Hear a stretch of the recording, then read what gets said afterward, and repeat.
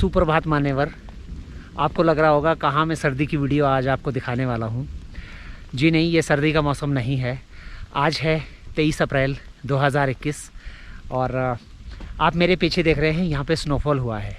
जनवरी में मैंने कुछ बर्फ़ के वीडियो बनाए थे। उस वीडियो में मैंने कहा था कि इस जगह पे कई बार अप्रैल और मई के स्टार्टिंग में भी स्नोफॉल होता है। तो मुझे किसी ने कमेंट किया था कि अरे क्या बात कर रहे हो, मई में या अप्रैल एंड में तो 40 डिग्री टेम्परेचर हो जाता है मैदानी इलाकों में, आपके यहाँ पे स्नोफॉल कैसे पॉसिबल है। तो जनाब, सबूत आपके सामने है। आज है 23 अप्रैल 2021। यहाँ पे स्नोफॉल हो रहा है आज सुबह से लेके। आप देखेंगे चारों तरफ पूरा, मैं इस समय एक जंगल में हूँ यहाँ पे, क्योंकि जब भी स्नोफॉल का मौसम आता है या स्नोफॉल होता है तो मैं अपना बैग लेके निकल पड़ता हूँ जंगल में। बाकी सब लोग रजाई में ठिठुर रहे होंगे इस समय, ख़ास करके हमारे गांव में। और आप में से बहुत सारे लोग होंगे जो एसी में बैठे हो। मैं इस समय हूँ -4 डिग्री में और स्नोफॉल अभी भी यहाँ पे थोड़ा थोड़ा स्नोफॉल हो रहा है। फ़िलहाल आज मैं फिर से एक ट्रैकिंग करूँगा जंगल के रास्ते और कोशिश करूँगा आपको दिखाने की 23 अप्रैल को स्नोफॉल, वो भी शिमला से सिर्फ़ और सिर्फ 70 किलोमीटर की दूरी पे। तो आइए चलते हैं फिर आगे की तरफ।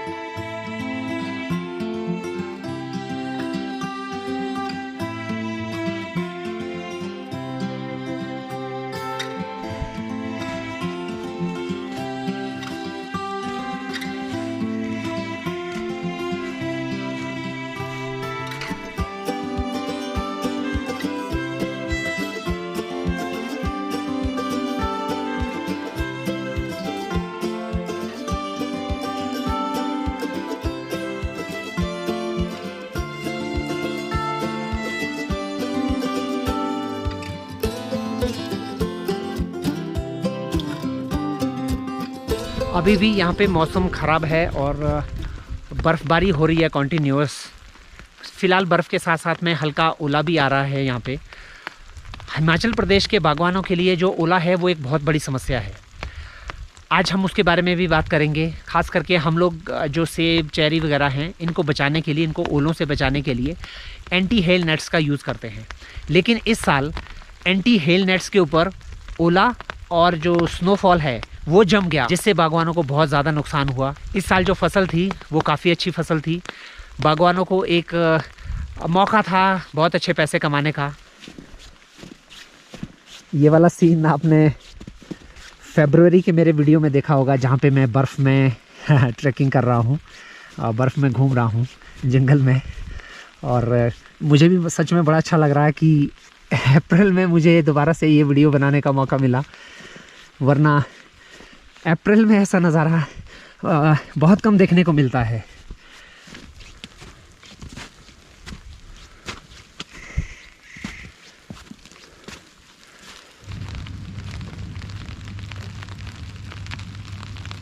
अच्छा, बहुत सारे लोग मुझसे ये पूछते हैं कि आप जंगल में घूमते रहते हो, आपको डर नहीं लगता? हालांकि इसका जवाब मैंने एक वीडियो में पहले भी दिया है। तो फ़िलहाल मैं आपको बता देता हूँ, लगता है, सच बात ये है, लगता है जंगली जानवरों से। और कुछ लोग पूछते हैं कि भूत से आपको डर नहीं लगता? आपको क्या लगता है यहाँ आगे चुड़ैल आने वाली है? मौसम भी वैसे ही हो रहा है। तो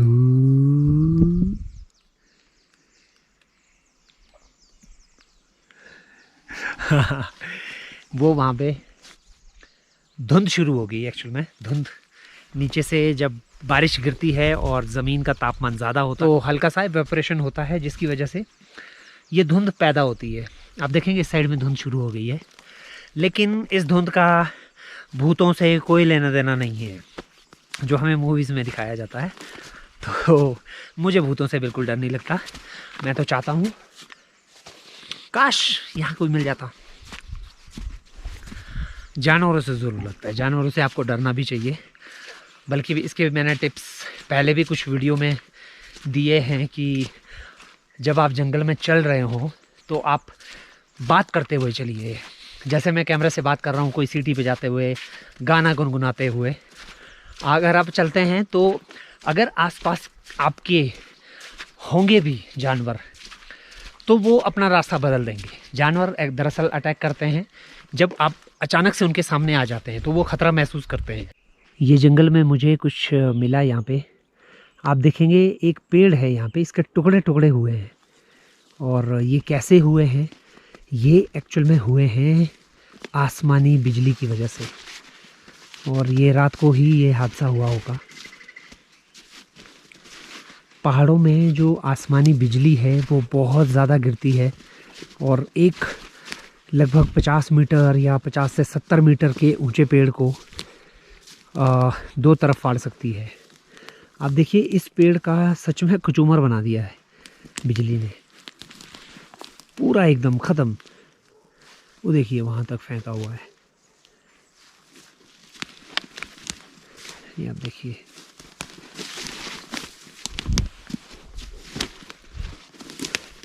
अभी कुछ दिन पहले एक हमारे गांव में एक घर के ऊपर भी ऐसा ही पेड़ गिर गया था बिजली की वजह से, और काफ़ी नुकसान हुआ था।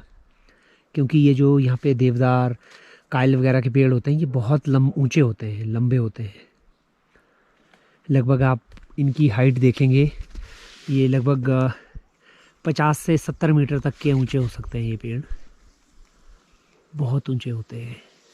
तो अगर ये पेड़ गिर जाए, और जब बिजली गिरती है इन पेड़ों पे, तो बिल्कुल टॉप से लेके नीचे तक इनको चीर देती है।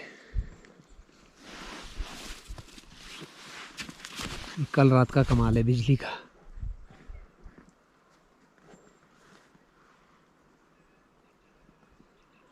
तो जब भी आप हिमाचल प्रदेश में आएँ, जंगलों में ख़ास करके, जिस दिन मौसम ख़राब हो उस दिन आप कोशिश करें कि पेड़ के नीचे ना रुकें, ना सोएं।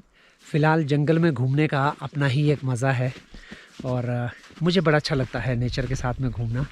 जो लोग इस चैनल में नए हैं वो मेरे वीडियोस देख सकते हैं। मैं ज़्यादातर ऐसे ही नेचर में घूमता रहता हूँ, मुझे अच्छा लगता है। जैसे मैंने देखा कि यार स्नोफॉल हुआ है, मैंने अपना कैमरा उठाया और निकल पड़ा शूट के लिए। तो फ़िलहाल ये नज़ारे हैं नेचर के, हाँ, ये मुझे अपनी तरफ बड़े अट्रैक्ट करते हैं। ये देखिए, ये पेड़ों में पत्ते आने शुरू हुए थे, बाहर आ रही है यहाँ पे, और धीरे धीरे इन छोटे छोटे पेड़ों में पत्ते आने शुरू हो गए थे। और ऊपर तक आप देखेंगे जो पेड़ हैं उनमें पत्ते आने शुरू हुए थे, लेकिन नेचर ने सफ़ेद चादर बिछा दी।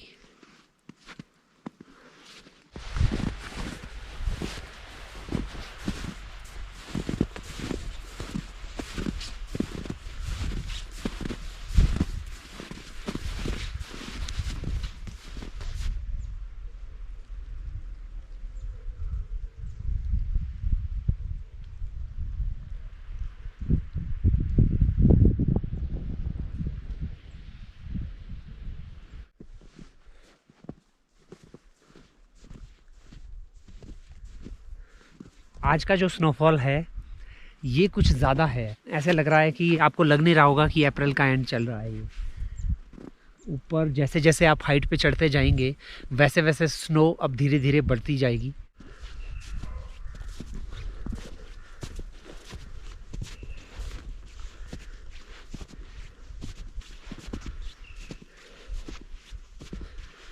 आप में से जो लोग घूमने आना चाहते हैं इस वीडियो को देखने के बाद, जिनको बर्फ़ देखनी है, अभी ये बर्फ़ रहेगी कम से कम हफ्ते भर तक ये रहेगी, क्योंकि अब थोड़ा टेम्परेचर ज़्यादा है। तो हफ्ते भर तक के लिए भाई ये जंगली जानवर मेरा पीछा नहीं छोड़ते। देख रहे हैं आप, भाई साहब इधर से गए हुए, ये देखिए पूरी पलटन की हुई है।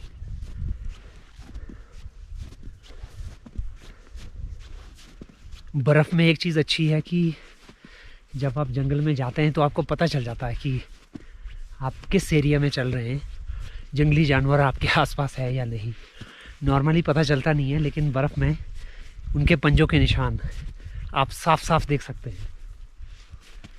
तो कहाँ गए होंगे ये लोग? ये उस साइड में कहीं गए हुए हैं। तो मैं बता रहा था कि अगर आप में से कोई आना चाहे, ये जगह है कहाँ? ये शिमला से लगभग 70 किलोमीटर दूर है। 65 किलोमीटर है नारकंडा। नारकंडा से आगे आपको ये बर्फ़ दिखाई देनी शुरू हो जाएगी। ये रोड जाती है बागी के लिए, नारकंडा बागी रोड पे आप आइएगा, आपको ये बर्फ़ आपको दिखाई देगी। तो बाकी फ़िलहाल आगे की जर्नी धीरे धीरे मेरी होती हुई, वो टॉप पे जाना है मुझे, टॉप पे।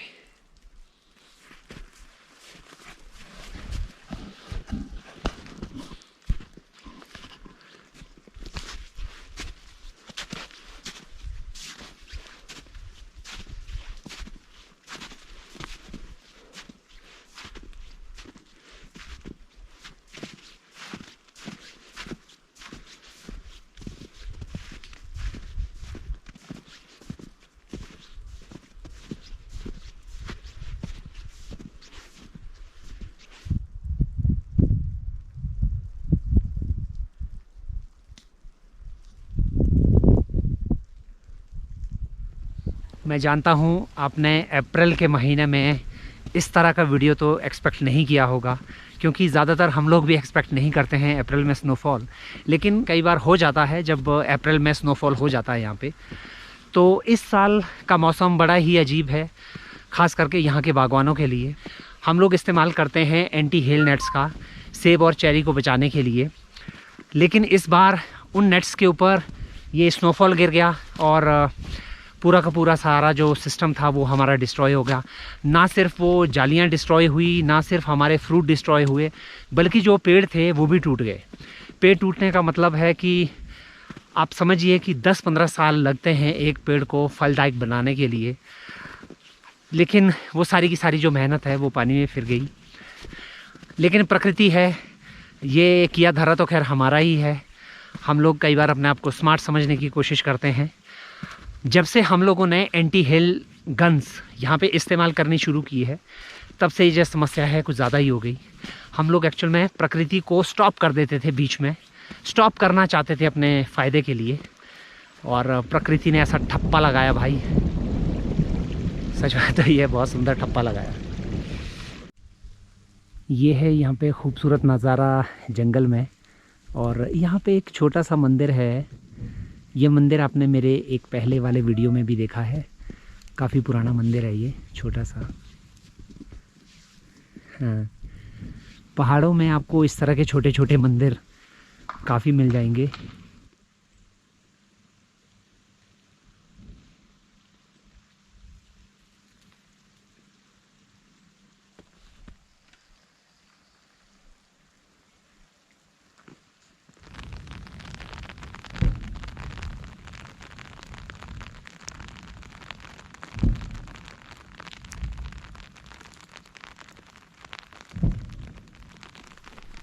ये आपके सामने जो आपको दिखाई दे रहे हैं, ये सेब के बाग हैं सारे, और इनके ऊपर इस्तेमाल की गई थी एंटी हेल नेट्स, जो कि ओलों से सावधानी के लिए होती है। लेकिन क्या करें, इसके ऊपर स्नोफॉल हो गया, बर्फ़ गिर गई, और ये नेट्स, ना सिर्फ ये नेट्स ख़राब हो गई बल्कि साथ ही साथ में पेड़ों को भी बहुत नुकसान हुआ इस बार।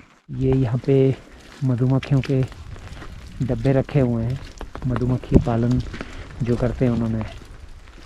अरे वो भाई साहब ठीक कर रहे हैं इनको।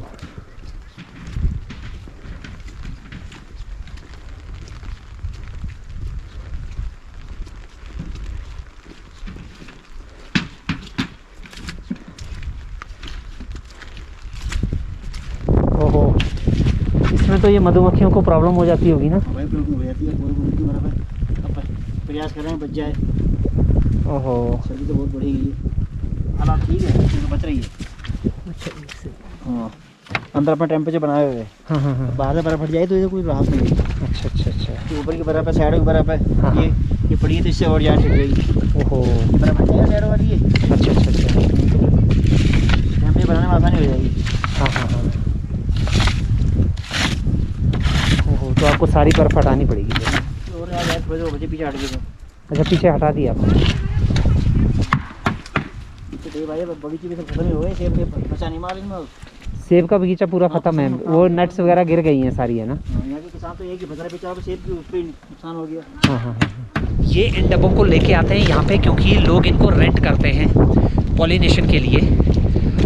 क्योंकि आजकल यहाँ पे फूल आए थे सेबों में, ये कह रहे हैं इनकी मधुमक्खियाँ, अगर ये बर्फ़ रहेगी तो इनकी मधुमक्खियाँ मर सकती हैं। और यहाँ पे क्योंकि मधुमक्खियाँ इतने कम टेम्परेचर के लिए शायद से हैबिचुअल होती नहीं हैं, तो वो बेचारे अपने डब्बों के ऊपर से बर्फ़ हटा रहे हैं, साफ़ कर रहे हैं उनको। चलो उम्मीद है कि कल मौसम ठीक हो जाएगा और ज़्यादा नुकसान नहीं होगा। इनका भी यही कहना था कि यहाँ पे जो बागवानों का नुकसान है वो बहुत ज़्यादा हुआ है। 23 अप्रैल को हाथ कंपाने वाली ठंड। अच्छा, आप लोग प्लीज़ कमेंट में बताइएगा जब आप ये वीडियो देख रहे होंगे कि आपके यहाँ पे कितना टेम्परेचर होगा, है ना। और मैं तो कांप रहा हूँ यहाँ पे ठंड में। अच्छा, ऊपर से यहाँ पे हवा चल रही है और हवा में क्या होता है कि और ज़्यादा ठंड लगती है, बिल्कुल एकदम बर्फीली हवा, क्योंकि चारों तरफ बर्फ़ ही बर्फ़ है। बर्फीली हवा।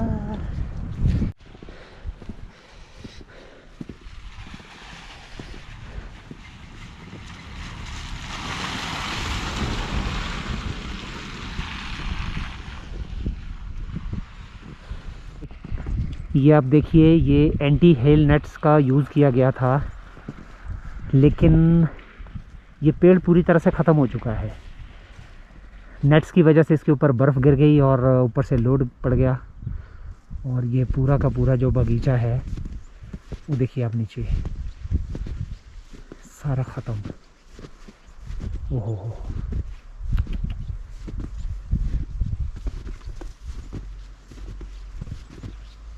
पेड़ों का इतना बुरा हाल है यहाँ पे कि दोबारा से इन पेड़ों को इतना बड़ा करने में बहुत समय लगेगा।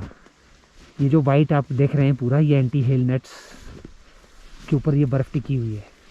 अगर ये एंटी हेल नट्स ना लगाई जाती तो वो पेड़ बचे हुए हैं।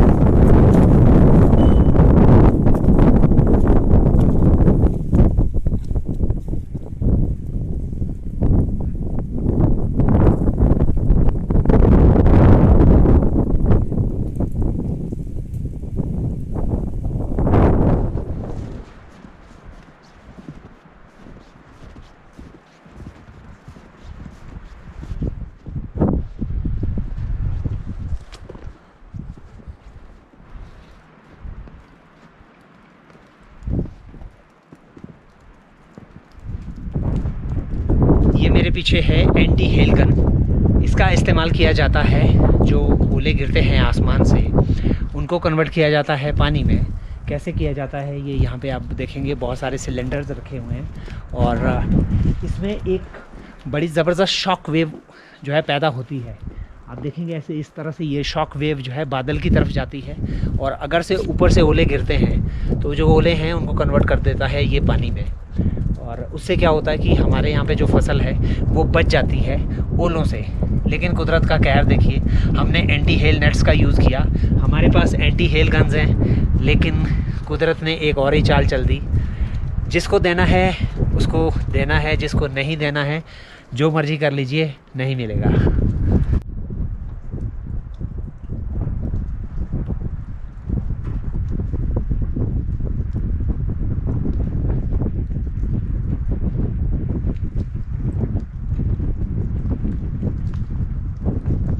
गांव के लोगों ने अपने पैसे से ये एंटी हेल गन का जो है यहाँ पे सेटअप तैयार किया है, और ये जो सिलेंडर्स हैं ये भी गांव के लोग अपने पैसों से इनको भरते हैं।